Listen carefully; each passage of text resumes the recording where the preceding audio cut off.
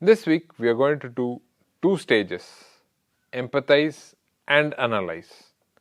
Now if you think about it, you're wondering why empathize again and why analyze again. This is for prototype number 2 or version number 2. We've already looked at the empathize, analyze, solve and test in our version 1.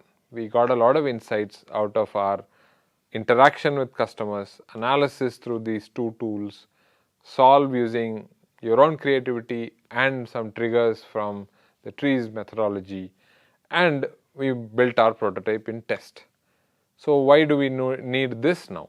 Well, after prototyping, we have to take it back to the users again to see if it really makes a difference, hopefully a positive one, in their life.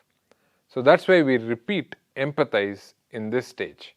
So we take our prototype, first of course make sure that it works within yourselves, test it with your your colleagues, your teammates, and then take it to real customers who need it, where it's going to change it. So take the app, if possible ask them to install it, because that will also be part of the your empathize part of it, because to begin with they're not going to have your app, or if you're working on an existing app, we'll need to update to get your features in it, right? So keep that in mind and we'll have to do that part.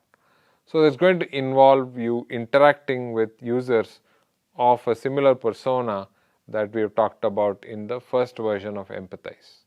So look at it, go into deep, find out what is it that you have found out. Again, have an open mind like you did in the first version, first prototype. When you went and faced your customers, you had an open mind, you didn't go with a solution.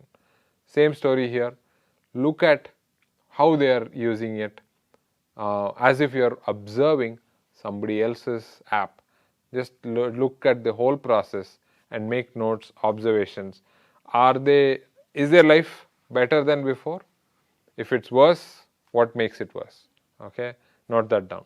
And then, are they using the features like you intended to without being prompted? Okay, without you over their shoulder telling them what to do, or are they able to do it themselves? These are few things that will help. And ask them, in some companies I've seen this, is that the user is in one room interacting with your product or service or app in this case, and that screen can be seen in another room because you don't want to influence the user in any way. And you can have the same screenshot there, of course with their knowledge, you're not snooping on them. So go to that other room and look at what are they doing, how are they interacting with this, your app, and then learn, note down observations, and you're ready for the second part of it, which is analyze.